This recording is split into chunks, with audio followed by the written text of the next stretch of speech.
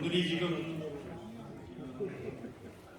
104주년 지방 양한국 크게 미칩니다. 광주 전날에도. 그래서 광주에서는 3.1운동이 3월 10일 날 일어났는데요. 이때 강주의 독립신문이 발간이 됩니다. 3회 발간이 되는데 그 모델을 윤익선의 조선 독립신문에서 찾고 있거든요. 그래서 이런 인연이 있다는 말씀을 드리면서 마지막 섹션 발표를 하겠습니다. 발표가 끝나면 아까 말씀드렸던 것처럼 객석 플로어에서 질의를 해주시고요. 거기에 대해서 발표자들이 이렇게 답을 하도록 그렇게 하겠습니다. 아니시죠? 아마 제가 지금 오늘 이 세미나 학술 대회는 우리 양현승 박사님께서 전부 준비를 하신 걸로 알고 있습니다. 특히 양한국 선생이 시인이었다는 거 저도 이제 처음 알게 됐는데요. 일단 빠른 시간 안에 발표를 듣도록 하겠습니다. 박수로 발표를 청해드리겠습니다. 양한국 선생의 한시에 대해서 관심을 갖게 된 것은 사실 몇 년 됐었습니다. 그런데 본격적으로 연구를 못 해봤던 것이 좀 안타깝게 시간이 흘렀었는데요. 33인 또는 독립운동가들이 한시를 썼다는 사실이 흔하지 않다는 사실을 알고 나서 이건 한 번은 해봐야 되겠구나. 그러던 차에 이제 옛날에 나왔던 백성의 한울이라는 책 속에 지강 선생의 78편의 한시가 정리가 되어 있다는 것을 발견했습니다. 그래서 이것은 제가 이제 전공이 한문학 한시, 저는 한문 3문 전공입니다만 한시로서의 충분한 가치가 있겠구나 싶어서 작품을 시작을 했었는데 의외로 미스가 많았습니다. 용서 바랍니다. 발표문의 112쪽에 보시면은요, 아까도 성 박사님께서도 지적을 하셨습니다만은 먼저 옆 글자로 뉘어진 전반부에 천도교 월보가 받으신 오늘 아마 청산이라는 시집 속에 보면은 천도교 월보로 되어 있는데 천도교회 월보로 되어 있다라는 것, 회자가 빠져 있다라는 것을 먼저 오답을 수정을 먼저 했습니다. 그리고 나서 이제 또 하나는 이제 성규 선생님에게 큰 공을 돌려야 되겠습니다만 먼저 두 분의 큰 도움을 받았거든요. 첫째는 이제 최기영 선생님의 논문이었었고요. 두 번째는 이제 오늘 발표해 주신 성주현 박사님이신데요. 제가 지난 2월부터 해가지고 수은회관 천도교 충부에 가가지고 천도교 월보하고 대조 작업을 시작을 했었습니다. 그랬었는데 거기에서 백성의 한두라에서 나온 시보다도 14편이 더 있다는 사실을 발견을 하고 추가를 했었습니다. 그래서 이제 92편을 최종으로 했는데 그 과정에서 오늘 성 박사님께서 발표하신 논문에 보시면 26쪽하고 29페이지에서 제 청산 시집을 받아보시고 나서 오류를 지적해 주셨습니다. 그래서 모두 98편으로 6편을 더 추가를 해주셨어요.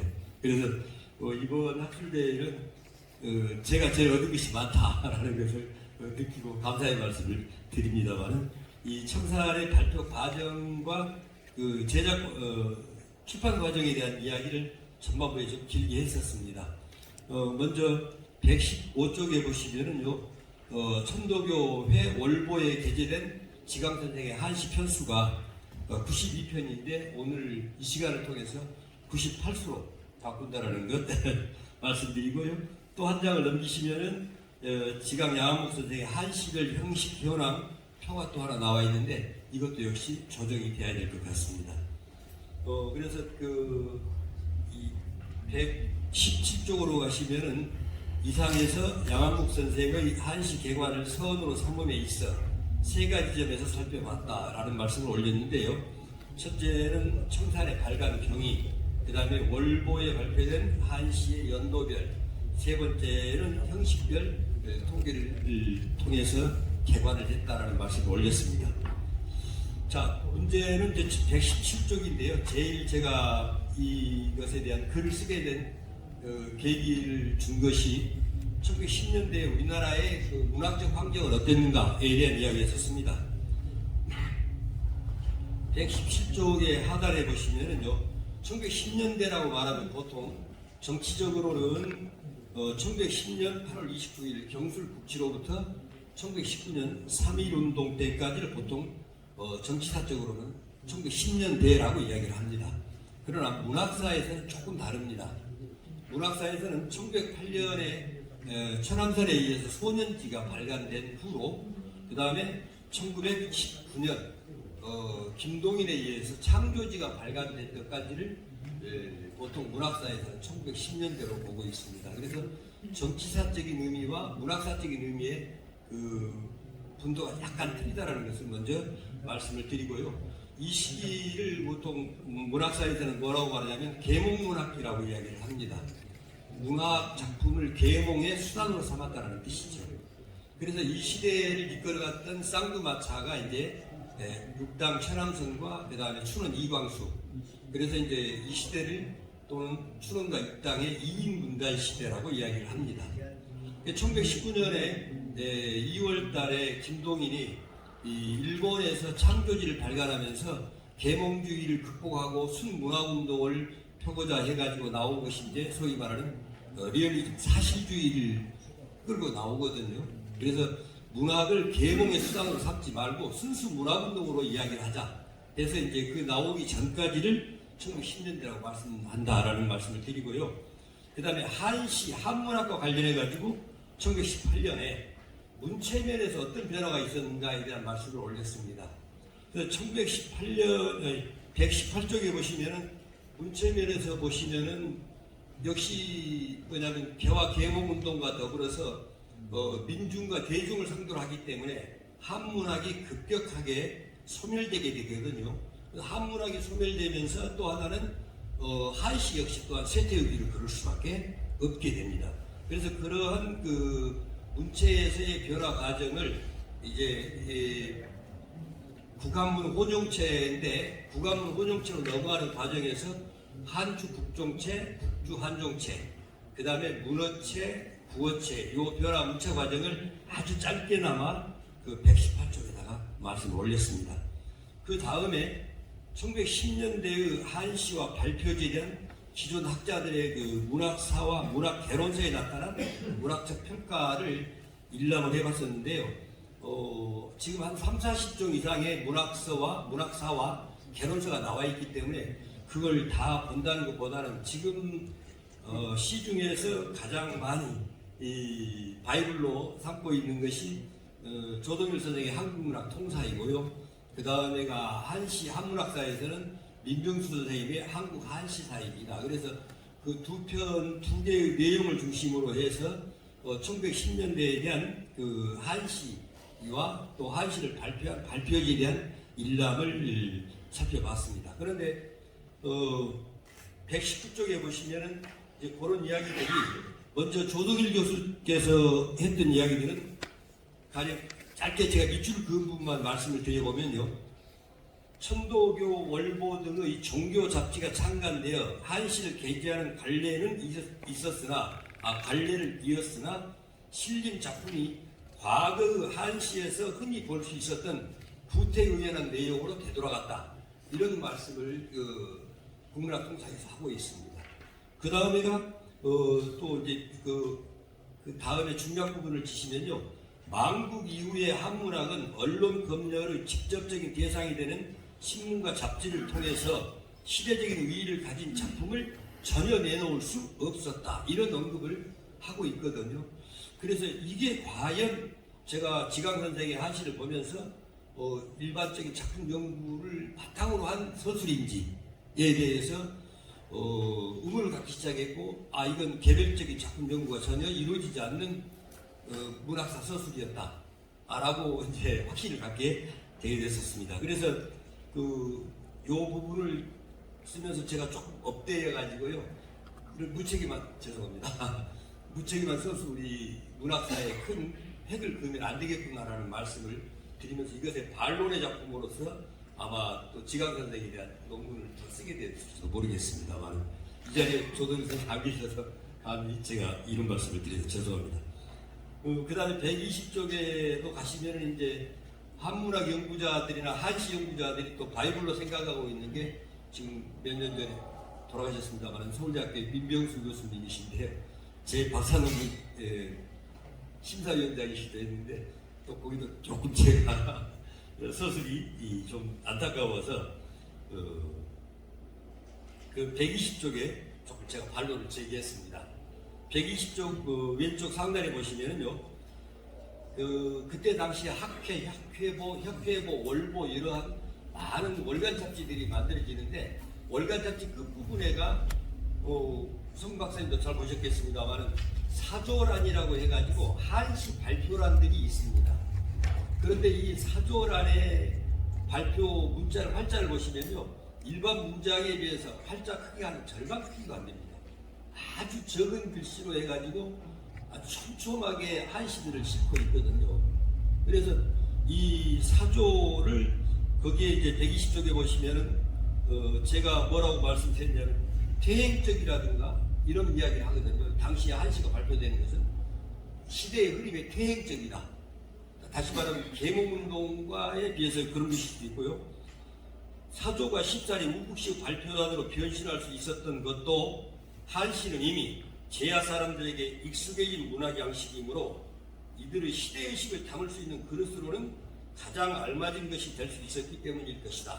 이런 이제 말씀을 하시는데, 자, 일제강점기로 접어들게 되는 1910년대에 수많은 우국지사와 열사들이 있었습니다. 그리고 또 선비들이 있었습니다.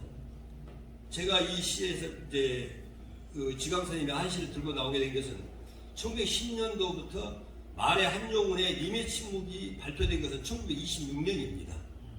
그러면 16년 사이에 우국시가, 저항시가, 역사와 민족을 안타까워 생각하는 시가 한 편도 없었겠습니까? 라는 것이 제일 큰 의문이었었습니다. 그래서 이제 이 지강 선생의 시를 보니까 거기에 대한 답을 찾는 것 같아가지고 제가 이제 이 글을 쓰게 됐는데요. 물론 이제 지강 선생님 한 편만, 한 작가만을 가지고 제가 이 자리에 섰다는 것이 참 여러분들한테 죄송스럽고, 보다 폭넓은 작가들, 아까 앞에서 김용달 선생님도 말씀을 하셨습니다만, 제가 이종림 선생의 그 손자를 만났습니다. 이동초 선생님이신데요. 지금 천도교 선도사라고 계시는데, 제가 이러이러해서 양한국 선생에게 집안이고 이러이러해서 연구해서 왔습니다. 그랬더니 제 손을 잡고 울먹이시더라고요. 그러면서 자기 할아버지의 이종림 선생의 한시도 지금 많이 읽는데, 그래서 제가 모아주십시오 그런 말씀을 드렸거든요. 분명히 시대를 같이 아파했고 정말 치열하게 살았던 분들의 울분을 토로했던 저항시가 1910년부터 26년 사이에 말의 한용운의 님의 침묵이 나오기 전까지 없었겠는가 하는 문제가 있었습니다. 그런데 이걸 보고 나니까 그래서 이제 좀 제가 다소 업되었습니다만 그 말씀을 꾸준히 드렸던 것이 120쪽, 121쪽까지 됐었습니다. 그래서 122쪽에 보시면은 1910년대의 한시에 대한 제가 왜 이것들이 우리 문학사에서 또 한문학사에서 외면받았는가에 대한 이유들을 한 8가지 정도로 해서 제가 요약 한번 정리를 해보았습니다. 첫째, 개와 계몽이라는 변화와 국문학 작품 위주로 연구가 편종되면서 한시 문학이 배제된 점. 한시나 한문학은 개와 계몽의 수단으로는 적당치 않았다는 이야기가 되겠죠. 두 번째는 문체 변화 과정에서 한문 시가보다는 국문 시가가 주도적이었다는 점. 세 번째는 구어체 문장의 정착과 일반화에 한문 표기는 어떤 역할도 할 수 없었다는 점. 네 번째는 한시는 내용에서 시대의식을 표현하지 못하고 구태의연한 것이다. 움푹 노골한 것을 시로 썼을 것이라는 일반인들의 선입견. 다섯 번째로는 일제의 삼엄한 검열하에서 시대의식을 표현하지 못했으리라는 예단. 아까 제가 대표적으로 조동현 선생님 말씀을 드렸던 것입니다. 여섯째는 구한말이라는 시대적 경계를 이용하여 개별 작품에 대한 연구를 간과해보고 획일적 태도로 대했다는 말씀. 그 다음에 일곱 번째로는 당시 각종 학회지 잡지의 한시 게재 고정란으로 자리했던 사조란에 대한 실제적 작품 고찰의 미흡. 여덟째는 개화기 이후 개인 문집 중심의 문학 발표 매체에서 신문과 잡지 등의 대중 언론 매체 중심으로 그 매체가 이동했다라는 점. 여기에 한문학은 전혀 이런 대중 매체를 어떻게 보면 사조란이 있긴 있었습니다만은 넓은 호소력을 갖지 못했다는 것. 이제 이런 것들이 한 8가지가 바로 1910년대에 또는 그 소멸기이고 쇠퇴기이기는 했지만 한문학 작품을 지나치게 간과한 것이 아닌가에 대한 원인 분석을 해보았습니다. 123쪽으로 가지고 이제 본격적으로 그러면 지강 선생이 한시를 통해서 무엇을 노래했을까? 보통 시에 대한 정의를 이렇게 많이 내리고 있죠. 시란 인간의 사상과 감정을 음악적 언어로 노래하는 것이다. 이렇게 이제 말을 하고 있습니다만, 그러면 지강 선생이 시를 통해서 애타게 노래했던 어떤 유토피아적인 세계는 무엇이었을까? 보통 시인은 이상세계를 추구한다고 합니다. 모든 예술가들이 다 그렇겠습니다만, 그럴 때 지강 선생님이 애타게 찾았던 것은 무엇일까? 그래서 조금 편수를 적었습니다만은 읽고 또 읽어봤는데 대표적인 것이 이제 역시 그 청산이라는 시였었습니다. 그래서 이제 제가 감히 11개 원래는 한시나 문집을 책 이름으로 낼 때 가장 많이 쓰는 게 호를 써가지고 이름을 쓰는 거죠. 근데 잘 아시다시피 지강 선생님께서는 1911년도부터 연재하다가 1919년에 돌아가시기 전까지 1월달까지 해서 한시를 게재하는데 아무런 개인 문집을 또는 작품집을 낼 겨를이 없이 바로 돌아가시거든요. 그러니까 어떤 개인 문집이나 별집, 시집을 낼 수가 없었습니다. 그래서 여기에 이제 뭐 호를 따서 지강집이라고 할 수도 있습니다만, 지강집 그러면은 지강 선생의 전체 작품을 다 아울러야 되거든요. 시만 가지고 그 지강의 전체인 것처럼 말할 수는 없고요. 그래서 이제 고민 끝에 이제 청사지라는 제목을 감히 11개에 붙여보자, 이렇게 해서 올랐던 것입니다. 그래서 이제 한시 세계에서 125쪽으로 가시면요, 보통 이제 우리가 저항시 그러면은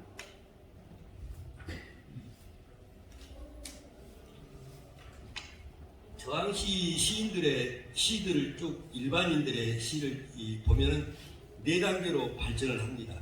첫째는 이제 나의 정체성은 무엇인가에 대한 이야기거든요. 나는 어떤 사람인가? 그러면 가장 많이 찾는 것은 물론 가정적으로는 내 집안에서 할아버지의 손자고 아버지의 아들일 수도 있습니다만은 민족 역사 속에서의 나의 정체성을 찾는 작업을 합니다. 그래서 대개가 이제 역사시가 나오고 그 속에서 민족의 정체성을 이야기하게 되고, 그 정체성에다가 현실의 조국의 현실을 비춰보면 나라를 걱정하게 되는 우국시가 나오게 되어 있습니다. 그러면 우국시 그 다음에는 무엇일까요? 그러면은 이제 이렇게 살아서는 안 된다 해가지고 저항시로 변절하거나 아니면 우국시가 회고가로 변하는 경우들도 있습니다. 이걸 갖다 이제 우리가 말하는 유토피아의 세계를 추구한다고 그러면 낭만주의를 2가지로 보통 나누거든요. 낭만이라는 말은 비현실적 세계라는 뜻을 의미하고 있습니다. 그러면은 비현실적 세계 속에서 나의 이상 세계를 추구하는 거 아니겠습니까?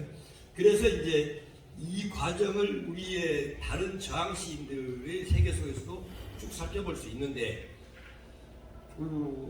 아까 말씀드렸듯이 1926년도에 만해 선생이 님의 침묵을 쓰고 1940년대에 와서야 대표적인 저항시로 손꼽히고 있는 이육사, 그 다음에 윤동주가 나오고 있습니다. 근데 윤동주 선생은 과연 저항시인인가라는 문제는 지금도 학자들 간에 논설이 지금 강하게 일고 있거든요.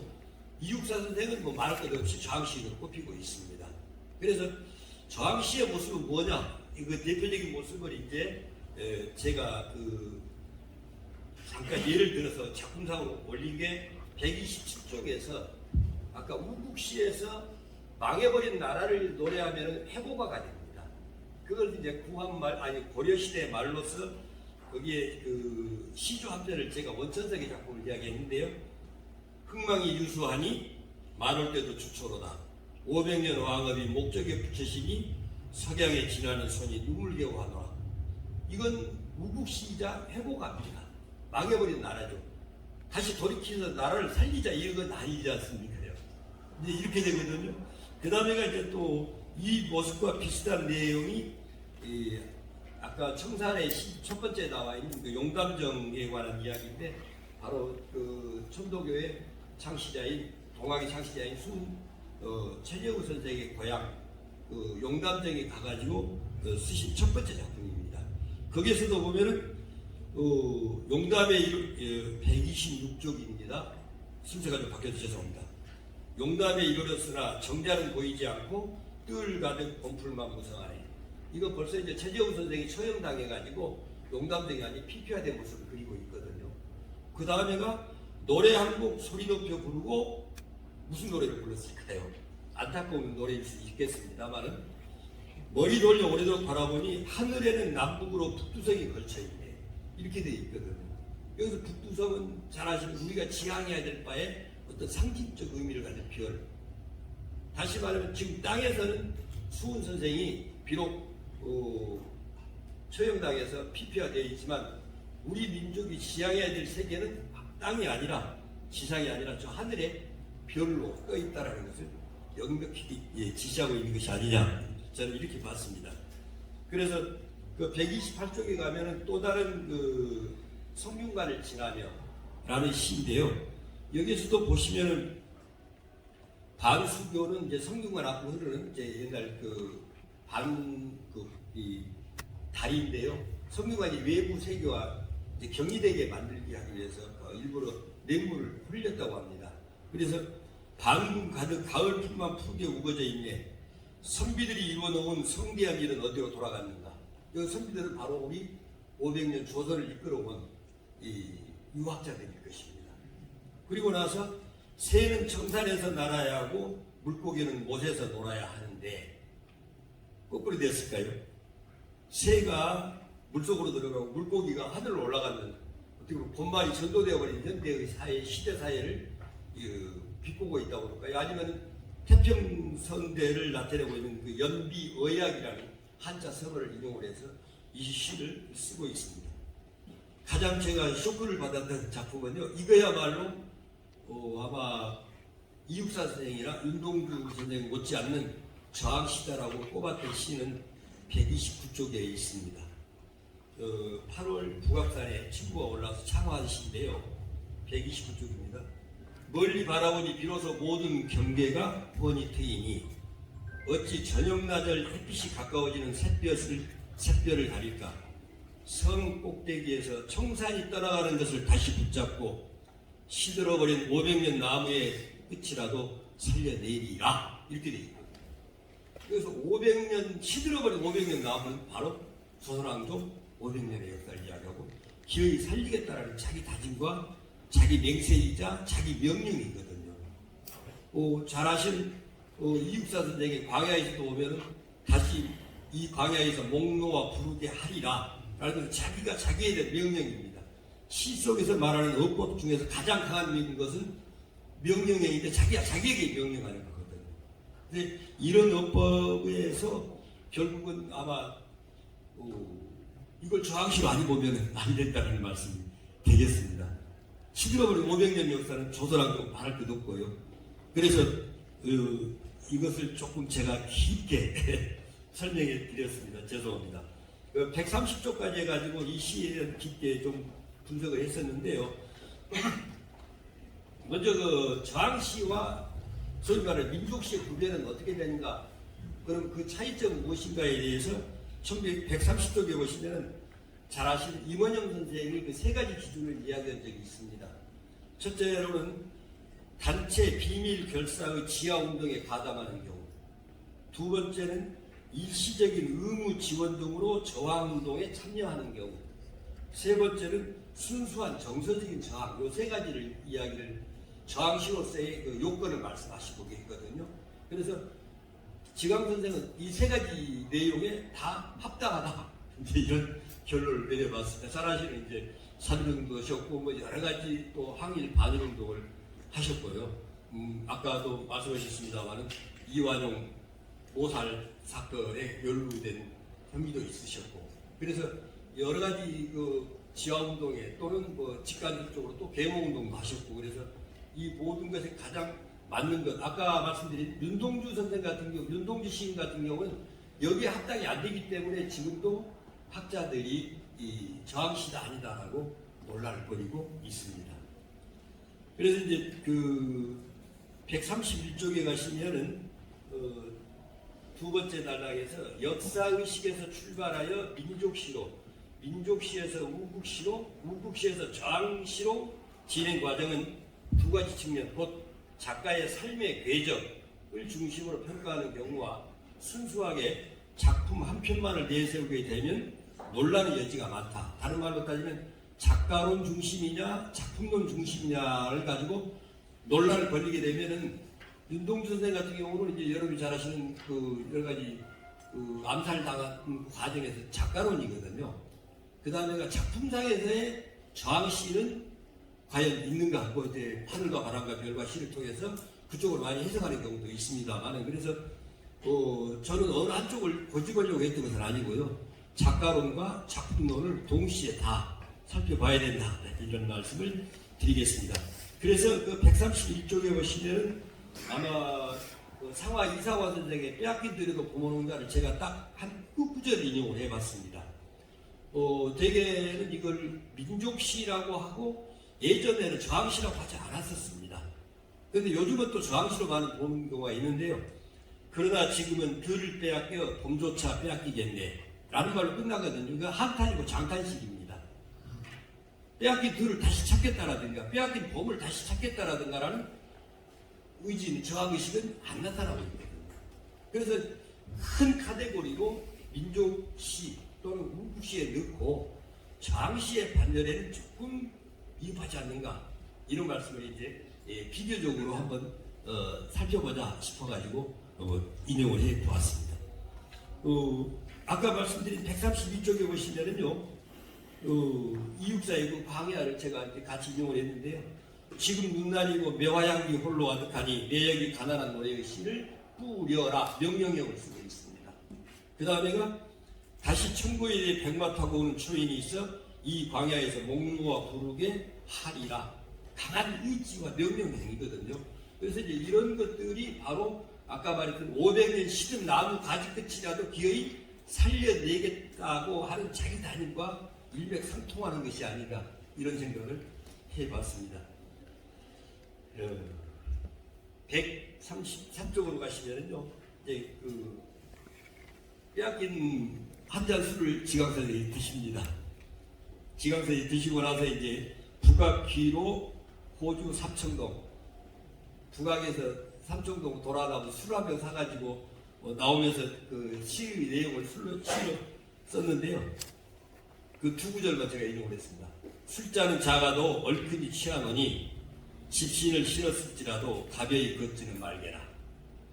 그 아주 그 기백, 죽지 않는 당당한 기상이 그 느껴지는 시구였었거든요. 그래서 우리가 가진 것은 비록 초라해도 기백만큼은, 기상만큼 죽지 말아야 된다는 심정을 시로 쓰신 것 같습니다. 그래서 이런 과정들을 이제 쭉 제가 이제 쓰면서 그 변화 과정이 지광 선생이 이제 1910년도 이후에 아까 말씀하신 천도교 총부에 들어가서 여러 가지 직무를 맡으면서 가장 마음의 열쇠는 무엇이었을까요? 보면은 내 시 하나로 인해서 천도교 월보에 발표되는 시 하나로 인해서 천도교 월보가 만약에 폐간을 당하거나 정간을 당하거나 벌금을 먹거나 했었을 때는 마음의 부담을 많이 가질 수가 없는 것이죠. 그래서 더더욱 시의 내용을 일본 검열, 언론 검열에 벗어나기 위해서 아마 더 많이, 그러다가 결국은 어디로 가셨을까요? 136쪽입니다. 후반부의 시에 가면은 신선사상, 도가사상의 시들이 많이 보이고 있습니다. 그래서 이것은 결국 아까 말씀드렸듯이 현실 도피가 아니고요. 신선이나 어떤 도가에 대한 현실 도피가 아니고 결국 아까 말씀드렸듯이 내 것 하나를 조금 더 숨기고 천도교 또는 천도교 원고에 해를 끼치면 안 된다라는 강한 부담감이 작용했던 것으로 저는 생각을 해봤습니다. 그냥 쭉 넘기시겠습니다. 141쪽으로 가겠습니다. 이 과정에서 지강 선생의 어떤 삶의 모델은 뭐였을까? 결론만 말씀드리자면 도영명 선생입니다. 그 모든 것 치우고 고향으로 돌아가서 술 마시면서 청산을 노래하고 자연을 노래하고 싶은데, 그래서 도영명 선생이 아마 삶의 롤 모델이 아니었을까. 끝내는 결국 돌아가지 못하고 서대문 형무소에서 이루고 싶은 광고 모르고 이제 지나치셨습니다. 그래서 이제 마지막으로 끝부분입니다만 이상 공간으로서의 어떤 청산의 의미는 과연 무엇이었을까? 근데 지강 선생만 청산을 좋아했던 것은 결코 아니었었습니다. 우리나라 시가 문학 속에서 청산의 시가 참 많이 나오고 있습니다. 아마 여기 계신 선생님들께서도 옛날 문학 교과서에서 청산들곡 하나 정도로 아마 기억에 나오실 겁니다. 이제 사르리랐다, 청산의 사르리랐다, 머루랑 다래랑 먹고 청산의 사르리랐다.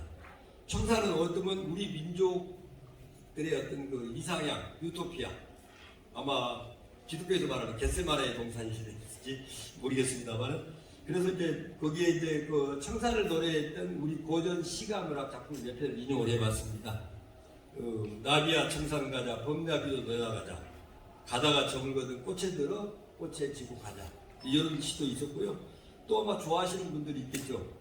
청산도 절로절로, 녹수도 절로절로, 이런 시구도 있고요.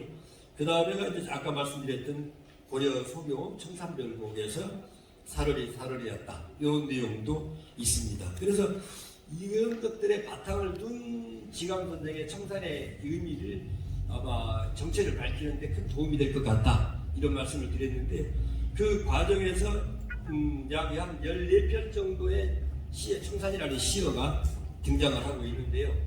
그것을 몇 가지로 나눠본 것이 이제 뭐냐면 146쪽에 첫 번째는 가장 순수한 자연 공간으로서의 청산, 배경으로서의 청산이 되고요. 그 다음에 또 하나는 조국, 민족, 국토로서의 청산의 의미가 나오고, 그 다음 149쪽으로 가시면 도가적 어떤 은둔 공간으로서의 청산, 이것을 살펴봤었습니다. 그러면 종국에 나타나서 청산은 무엇일까? 답을 찾고자 했던 것이 뭐냐면 산문, 청산이라는 산문을 발표를 하시거든요. 그래서 이제 그 전문을 151쪽에다가 쭉 인용을 해봤습니다.